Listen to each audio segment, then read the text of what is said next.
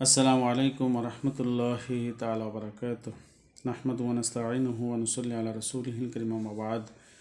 সম্মানিত বন্ধুগণ, যাহারা এই মুহূর্তে আমার এই ভিডিওটুকুন দেখছেন সকলকে ধন্যবাদ, মোবারকবাদ জানিয়ে আজকের মতন আপনাদের মাঝে আমি আবারও গুরুত্বপূর্ণ ইম্পর্টেন্ট কিছু কথা নিয়ে আসলাম যে 3 ধরনের মানুষের জন্য আল্লাহ তাআলা জান্নাতে বাড়ির নিশ্চয়তা দিয়েছেন। 3 ধরনের মানুষের জন্য। তো আমি রাসূল করিম সাল্লাল্লাহু আলাইহি ওয়াসাল্লামের হাদিস থেকে বলছি যে আবু দাউদ শরীফ এবং 4800 নম্বর এই হাদিসটুকু এসেছেন। হাদিসের মান হচ্ছে সহিহ।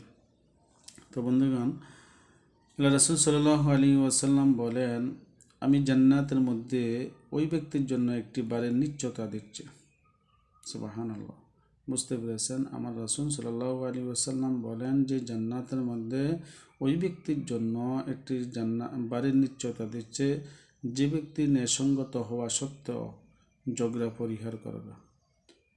ঝগড়া এমন একটা জিনিস, এটা ন্যায়ভাবে আপনি করতেছেন, কিন্তু এটা না করাটাই উত্তম। কেননা আপনি ঝগড়া করতেছেন ন্যায়ভাবে, কিন্তু এটা এমন একটা ধারণ করবে, এমন একটা অবস্থা দাঁড়াবে যে আপনার ক্ষতি হতে পারে।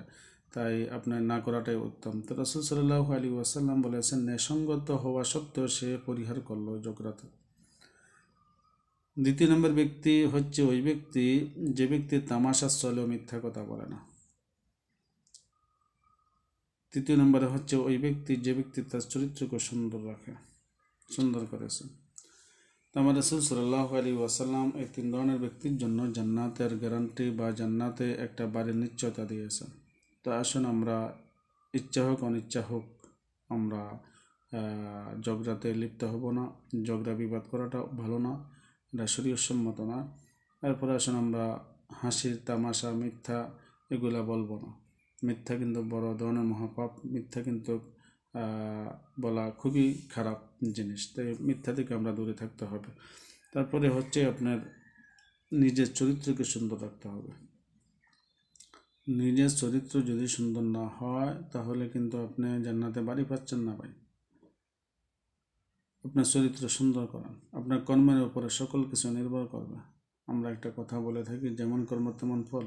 এখন আমার চরিত্র যদি ভালো হয়, আমি এলাকাতে, সমাজে, মহল্লায়, গ্রামে, মহল্লায় বা যেখানে থাকি, আমার চরিত্র যদি ভালো থাকে তাহলে যে কোনো মানুষ কোনো না কোনো কারণে যদি আমি বিপদে পড়ি তাহলে অবশ্যই আমাকে সবাই ভালো সাপোর্ট দিয়ে ওই জায়গা থেকে উদ্ধার করে নিয়ে আসবে ইনশাআল্লাহ।